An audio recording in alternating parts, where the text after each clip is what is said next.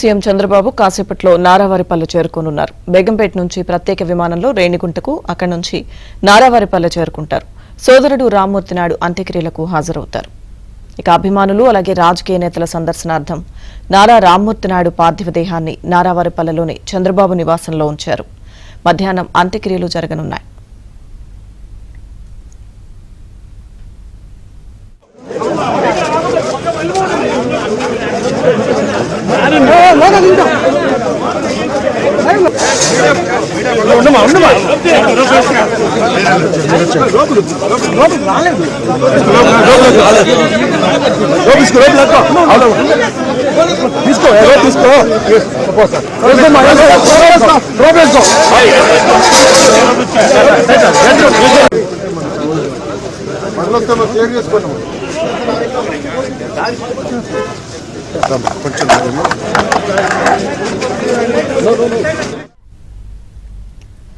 డెబ్బై 72 రామ్మూర్తి నాయుడు కొద్ది రోజులుగా అనారోగ్యంతో బాధపడుతున్నారు. వారం రోజులుగా ఏఐజీ ఆసుపత్రిలో చికిత్స పొందుతున్న ఆయన ఆరోగ్య పరిస్థితి విషమించి తుదిశ్వాస విడిచారు. రామ్మూర్తి నాయుడు మృతితో నారా, నందమూరి కుటుంబాలు శోకసంద్రంలో మునిగిపోయాయి. బంధువులందరూ ఏఐజీ ఆసుపత్రిలో రామ్మూర్తి నాయుడు పార్థివ దేహానికి నివాళులర్పించారు. చంద్రబాబు మహారాష్ట్ర పర్యటన అర్ధాంతరంగా రద్దు చేసుకుని హైదరాబాద్ ఏఐజీలోని సోదరుడి పార్థివ దేహానికి నివాళులర్పించారు.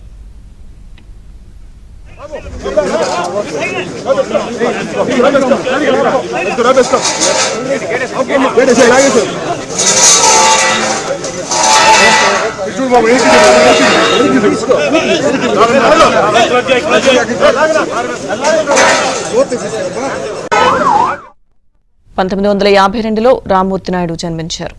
1994లో టీడీపీ నుంచి ఎమ్మెల్యేగా గెలుపొందారు. 1994 నుంచి 99 వరకు చంద్రగిరి ఎమ్మెల్యేగా పనిచేశారు. రామ్మూర్తి నాయుడుకు భార్య ఇందిర, కుమారులు రోహిత్, గిరీష్ ఉన్నారు. నారా రోహిత్ టాలీవుడ్ లో హీరోగా రాణిస్తున్నారు. ఇటీవలే నారా రోహిత్ నిశ్చితార్థం జరిగింది. ఈలోపే ఈ విషాదం చోటు చేసుకుంది. రామ్మూర్తి నాయుడు మరణ వార్తతో నారావారిపల్లెలో విషాద ఛాయలు అలుముకున్నాయి.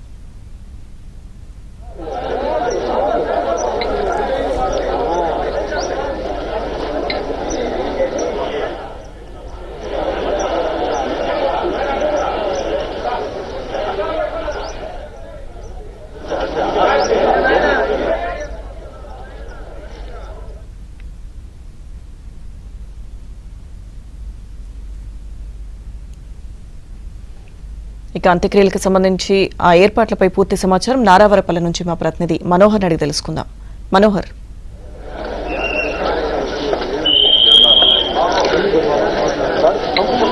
లక్ష్మీదుర్గ నారా రామ్మూర్తి నాయుడు అంత్యక్రియలు ఇవాళ 3 గంటలకు మొదలు కాబోతుంది. ఉదయం 9 గంటలకు రేణిగుంట విమానాశ్రయం నుంచి పార్థివ దేహము ఆయన స్వగ్రామానికి చేరుకుంది. ప్రస్తుతానికి ఇక్కడ నారావారిపల్లి మొత్తం కూడా విషాద ఛాయలు అల్లుకున్నటువంటి పరిస్థితి. చంద్రగిరి నియోజకవర్గం నుంచే కాకుండా చిత్తూరు, తిరుపతి జిల్లాల నుంచి కూడా భారీ సంఖ్యలో ఆయన కడచూపు కోసము జనాలు బార్లు తిరుగుతున్నటువంటి పరిస్థితులు అయితే మనం చూస్తున్నాము. మరోపక్క విఐపీలు అంటే ప్రజాప్రతినిధులు కావచ్చు, అదేవిధంగా సినీ యాక్టర్లు కావచ్చు భారీగా చేరుకున్నటువంటి పరిస్థితులు కనిపిస్తున్నాయి. ఇప్పటికే మంచు విష్ణు కావచ్చు, మంచు మనోజ్ కావచ్చు, వీరితో పాటు ప్రజాప్రతినిధులు నారా లోకేష్ కూడా ఆయనతో పాటు ఇక్కడికి చేరుకున్నటువంటి పరిస్థితి. మరికొద్దిసేపట్లో ఇంకొక 10-15 నిమిషాల్లో చంద్రబాబు నాయుడు కూడా ఇక్కడికి చేరుకునే అవకాశాలు ఉన్నాయి. ఇప్పటికే ఆయన రేణిగుంట విమానాశ్రయానికి చేరుకొని అక్కడి నుంచి రోడ్డు మార్గం మీద ఇక్కడ నారావారిపల్లికి బయలుదేరినటువంటి పరిస్థితి. సరిగ్గా 3 గంటలకు ఏదైతే ఈ అంతిమ యాత్ర అనేది మొదలవుతుంది. 4:30 గంటల లోపు ఈ అంత్యక్రియలను పూర్తి చేయాలని కుటుంబ సభ్యులు నిర్ణయించినటువంటి పరిస్థితి. తల్లిదండ్రులు అన్ననమ్మ కావచ్చు, అదేవిధంగా గర్జూర నాయుడు కావచ్చు, ఏదైతే ఆ సమాధులు ఉన్నాయో ఆ సమాధుల పక్కనే ఆయన్ని ఖననం చేసేటువంటి ప్రక్రియ కూడా ఇక్కడ కుటుంబ సభ్యులు అందరూ కూడా అన్ని ఏర్పాట్లు కూడా పూర్తి చేస్తున్నటువంటి పరిస్థితి అయితే కనిపిస్తుంది. ఒక పక్క జిల్లా వ్యాప్తంగా నుంచి భారీ సంఖ్యలో చేరుకుంటున్నటువంటి ప్రజలకు, అభిమానులకు అందరినీ కూడా ఆయన కడచూపు చూసేందుకు అక్కడ ఏదైతే వారి ఇల్లు ఉందో ఆ ఇంటి బయట పార్థివ దేహాన్ని ఉంచి కడచూపు కోసం అందరికీ కూడా దర్శనాన్ని కల్పించేటువంటి పరిస్థితులు అయితే ఇక్కడ కుటుంబ సభ్యులు కల్పించారు. అయితే ఆయనతో ఉన్నటువంటి అనుబంధాన్ని పంచుకునేందుకు ఇప్పటికే ప్రజాప్రతినిధులు కావచ్చు, అదేవిధంగా అభిమానులు, కుటుంబ సభ్యులు, బంధువులు అందరూ కూడా ఇక్కడికి చేరుకోవడంతో ఇక్కడ నారావారిపల్లి కొంత విషాద ఛాయలు అల్లుకున్నటువంటి పరిస్థితి అయితే మనము చూస్తున్నాము.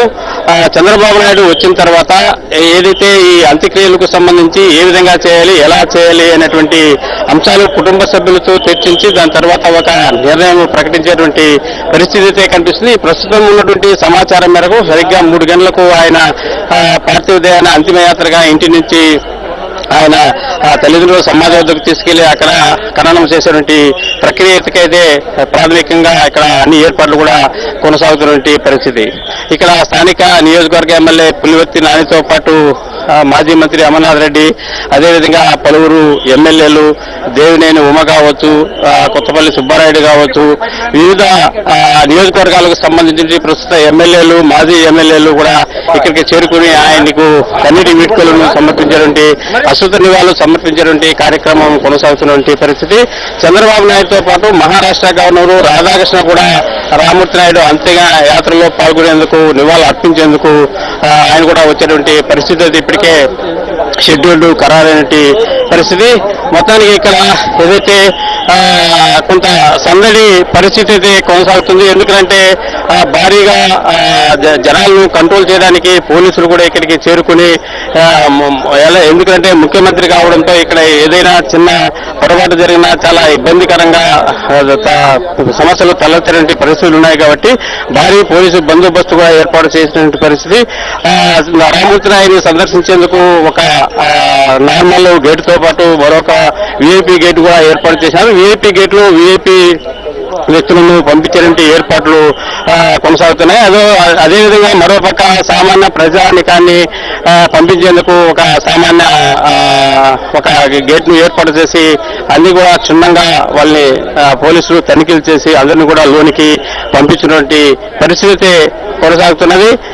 ఆయన దాదాపు చంద్రగిరి నియోజకవర్గ ఎమ్మెల్యేగా ఉన్నప్పుడు అందరితో కూడా ఆయన ఉన్నటువంటి అనుబంధాన్ని గుర్తు చేసుకుంటూ చాలా మంది ఇప్పటికే అభిమానులు కావచ్చు, కుటుంబ సభ్యులు కావచ్చు, తోటి ప్రజాప్రతినిధులు కావచ్చు ఇక్కడికి చేరుకుని ఆయన కడచూపు కోసము వచ్చినటువంటి పరిస్థితి మనము చూస్తున్నాము.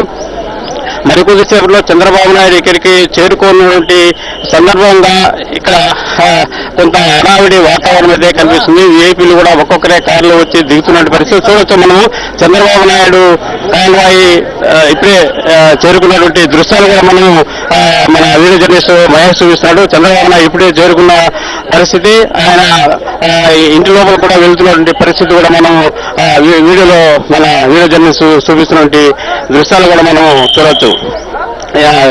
చంద్రబాబుతో పాటు మహారాష్ట్ర గవర్నర్ రాధాకృష్ణ కూడా ఆయనతో పాటు వచ్చినట్లు మనకు స్పష్టంగా అర్థమవుతుంది. చూడొచ్చు చంద్రబాబు నాయుడు ఇక్కడికి ఇప్పుడు రామ్మూర్తి నాయుడు ఏదైతే పార్థివ దేహం ఉందో ఆ దేహం వద్దకు చేరుకున్నటువంటి పరిస్థితులు రేణిగుంట విమానాశ్రయం నుంచి ఇప్పుడే ఇక్కడికి చేరుకున్నటువంటి దృశ్యాలు కూడా మనం లైవ్ లో ప్రత్యక్షంగా చూస్తున్నాం.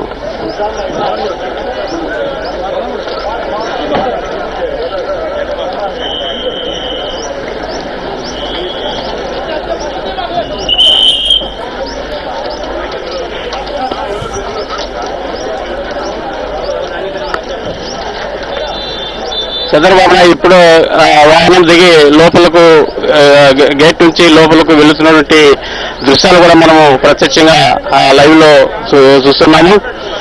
లోపలికి వెళ్ళిన తర్వాత ఏ విధంగా చేయాలి, ఎలా చేయాలి, అంత్యక్రియల నిర్వహణ అనేది దానిపైన కుటుంబ సభ్యులతో చర్చించేటువంటి తర్వాత ఒక నిర్ణయానికి వచ్చి ఆయన ఒక ప్రకటన కూడా దీనిపైన విడుదల చేసే అవకాశాలు అయితే మనకు సమాచారం ఉంది.